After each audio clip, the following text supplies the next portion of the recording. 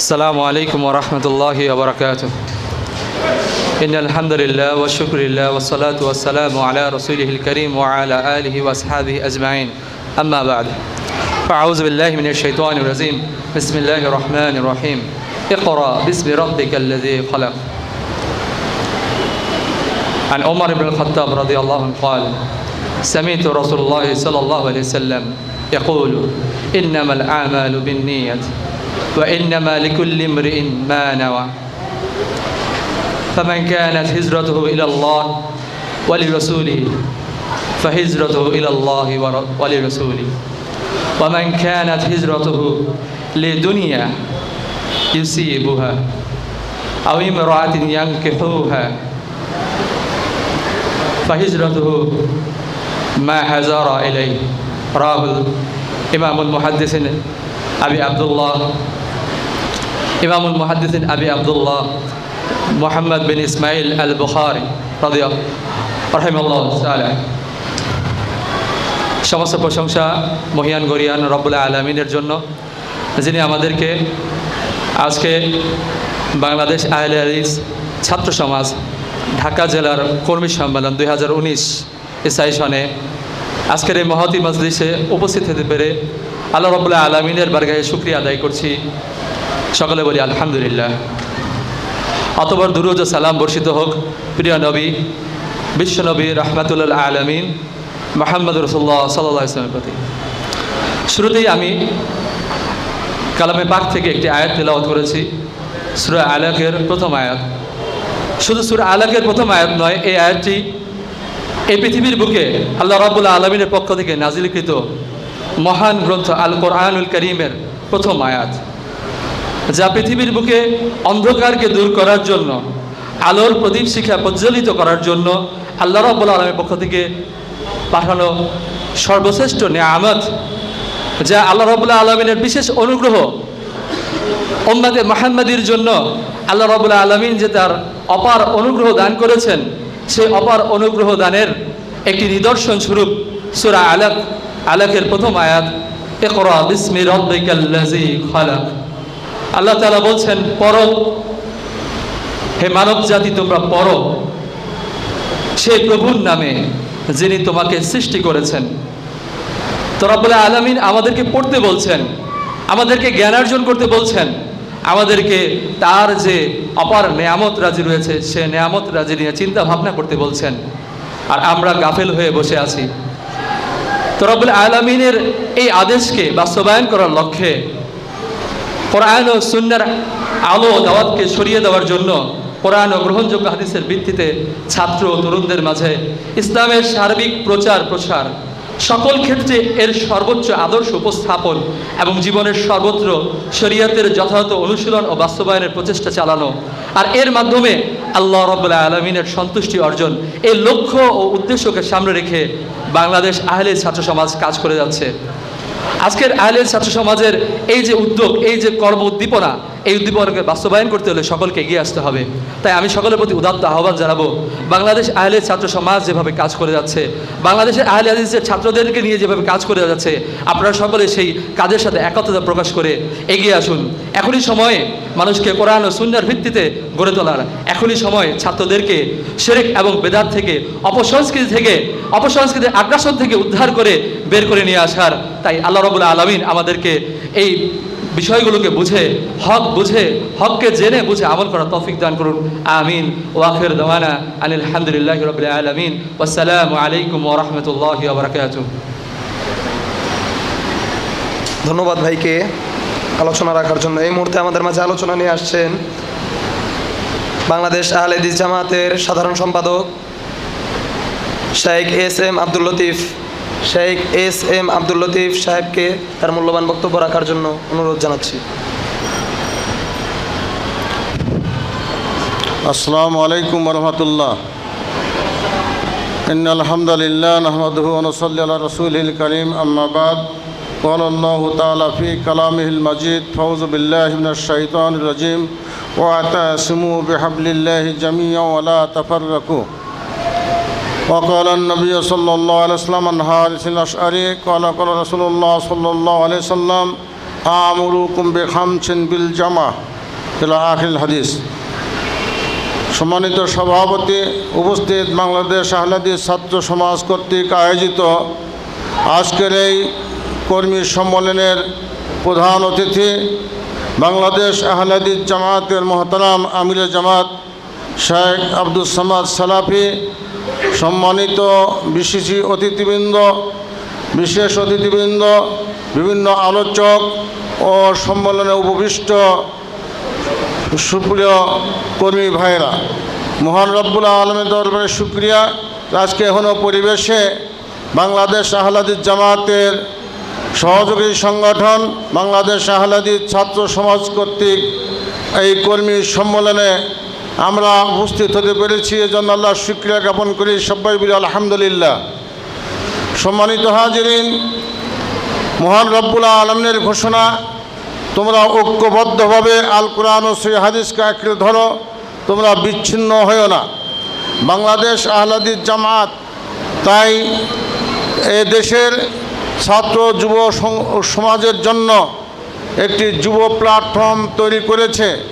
যেহেতু এ দেশে এমন কোনো মানুষ নাই, এদেশ কেন বিশ্বে কেউ না কেউ কোনো না কোনো মেরুতে, ভালোতে হোক আর খারাপ হোক, আর তাদের মন গড়া হোক আর কোনো সুন্দর আলোকে হোক, কিংবা তাদের মানে পূজনীয় ব্যক্তির মতাদর্শ অনুযায়ী হোক, যেভাবেই হোক না কেন, বিভিন্ন দল, তরিকা, সংগঠন, অ্যাসোসিয়েশন, জামাত এই জমিনে আছে।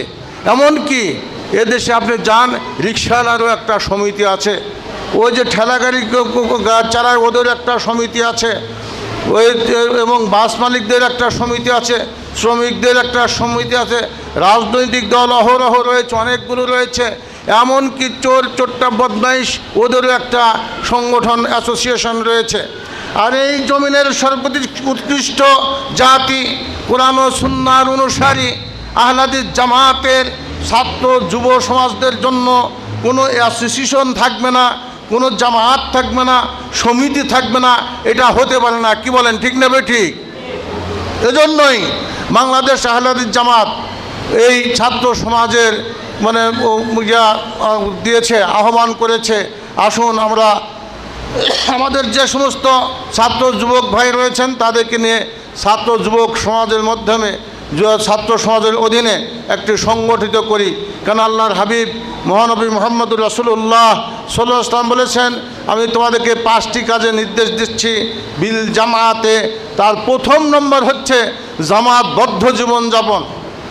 সে যে শ্রেণী মানুষ হোক না কেন, আবাল বৃদ্ধ বনিতা সবার জন্য সংগঠিত জীবনযাপন থাকতে হবে।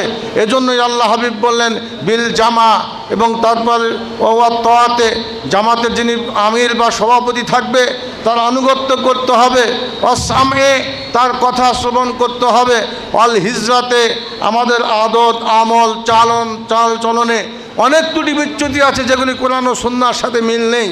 আমির যখন বলবে এটা ছেড়ে দাও, ওটা হিজরত করতে, ওর নামে পরিত্যাগ করা, অনিসলামিক আচার আচরণ কৃষ্টি কালচারকে পরিহার করে কোরআন ও সুন্নাহর আলোকে আপনার আমল তৈরি করার জন্য গঠন হওয়া, এটাকেই বলা হয় হিজরত।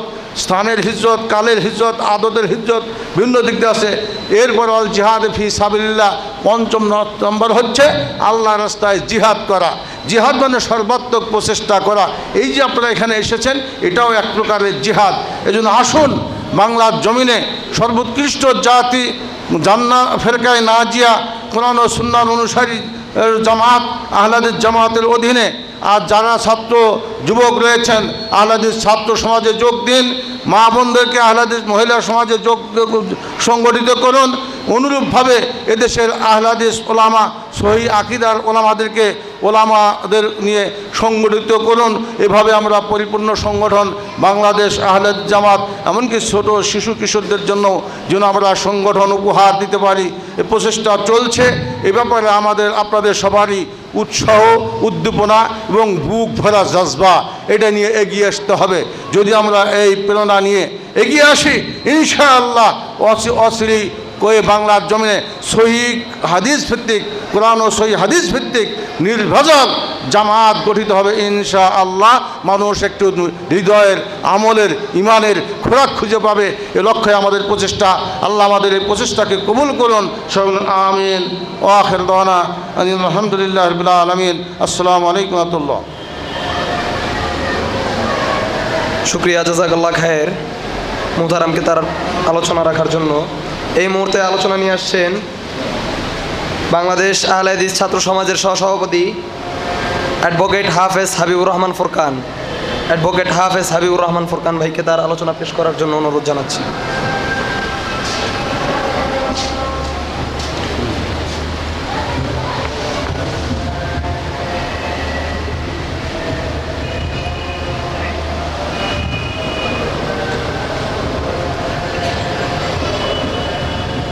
السلام عليكم ورحمة الله وبركاته نحمده ونصلي على رسوله الكريم أما بعد قال الله تعالى في القرآن الكريم لقد كان لكم في رسول الله أسوة حسنة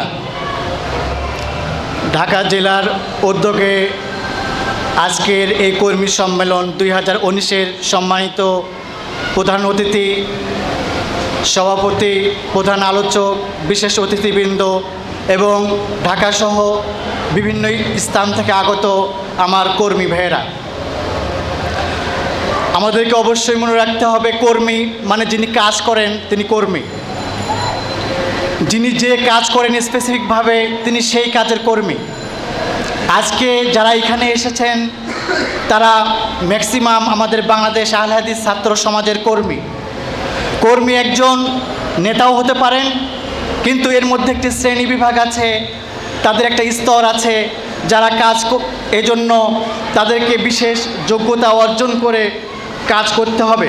প্রিয় উপস্থিতি, আমি কর্মীদেরকে বলবো কর্মীর মৌলিক যোগ্যতা হচ্ছে 4টি। সেটা একটি হচ্ছে ইলম, 2 নম্বর আমল, 3 নম্বর হচ্ছে তানজিম বা সংগঠন। একজন কর্মীকে যথাযথভাবে কোরআন ও সুন্নাহর ইলম সহ পার্থিব জীবনের ইলম অর্জন করতে হবে এবং সেটা তার আমলে বাস্তবায়ন করতে হবে। তারপরে তাকে সাংগঠনিক যোগ্যতা অর্জন করতে হবে।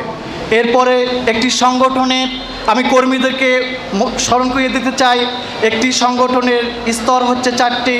1 আমির, 2 মামুর বা কর্মী, 3 তোয়া, 4 হচ্ছে শুরা। আমাদেরকে অবশ্যই আমিরের আনুগত্য করতে হবে। 3 যথাযথ কর্মী হতে হবে। তারপরে আমাদেরকে কর্মী হলেই হবে না, আমাদের ভেতর যথাযথ ইতাআত তথা আনুগত্য থাকতে হবে। এগুলোর পরে আমাদেরকে যখন যা মন চাইবে আমরা তখন সেই কাজ করব, এরকম হওয়া যাবে না। আমাদেরকে যেটা করতে হবে সেটা হচ্ছে শূরা তথা পরামর্শ ভিত্তিক কাজ করতে হবে। আজকে ছাত্রদের ভেতর যে হতাশা, তারা মনে করে তাদের পূর্বের কোনো ইতিহাস নাই, পূর্বের কোনো অবদান নেই।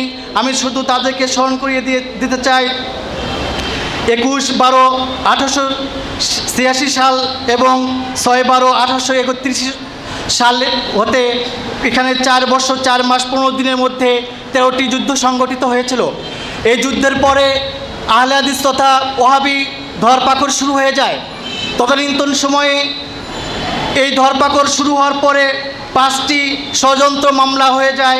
আমি সেই কেস স্টাডিগুলো বলছি না, আমি সংক্ষেপ করছি, আমি শুধু নামগুলো বলছি।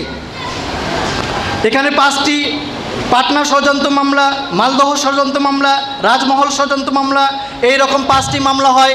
এই 5টি মামলার আসামি ছিলেন, প্রধান যে নেতৃত্ব দিয়েছিলেন 188 জন। এই 88 জনের নেতৃত্বে আমাদের পূর্বপুরুষগণের মাধ্যমে আমরা আজকে এই আহলে হাদিস পেয়েছি। তাই আমি আপনাদেরকে বলতে চাই, আজকে যারা আহলে হাদিস পরিচয় দিতে দ্বিধাবোধ করেন, শুধু নিজেদেরকে সহিহ আকীদা বলেন, আমি তাদেরকে মনে করিয়ে দিতে চাই আমাদের সেই 188 জন পূর্বপুরুষের ত্যাগের বিনিময়ে পরবর্তীতে তাদের সঙ্গী সাথী হাজার হাজার লোকের নিহতের মাধ্যমে অনেক মারকোল খালি হয়েছে, অনেক সন্তান এতিম হয়েছে। এতিম হওয়ার পরে আমরা আজকে এই আহলে হাদিস আন্দোলনের ধারাবাহিকতা পেয়েছি। তাই আজকে এখানে যে ছাত্ররা আছেন আমি তাদেরকে বলে যাই, আপনারা আবু বকর হয়ে যান। হযরত আবু বকর রাদিয়াল্লাহু তাআলা আনহু হযরত ওমর রাদিয়াল্লাহু তাআলা আনহুকে বলছেন, আই আমাতুদ্দিন আবু বকর, হাই হে ওমর, আবু বকর বেঁচে থাকতে কি, এই আবু বকর জীবিত থাকতে কি ইসলাম মরে যাবে, মরে যেতে পারে? তিনি বললেন না।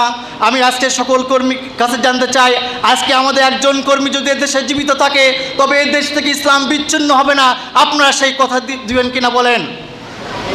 প্রিয় উপস্থিতি, আমি আপনাদেরকে বলতে চাই, আপনাদেরকে হযরত ইসমাঈল আলাইহিস ইসলামের মতো হতে হবে। হযরত ইব্রাহিম আলাইহিস ইসলাম যখন তাকে বলেছিলেন, বাবা তোমার জন্য আল্লাহর পক্ষ থেকে এই আহ্বান এসেছে, তুমি এই আহ্বান মানো, তিনি সেই আহ্বান মেনেছিলেন। আপনাদেরকে সেই আহ্বান হতে হবে, সেই রকম কর্মী হতে হবে, ত্যাগী হতে হবে। আল্লাহ আমাদেরকে সেই ত্যাগী হিসেবে কবুল করুন। ওয়া আখিরু দাওয়ানা আলহামদুলিল্লাহি রাব্বিল আলামিন। আসসালামু আলাইকুম ওয়া রাহমাতুল্লাহ।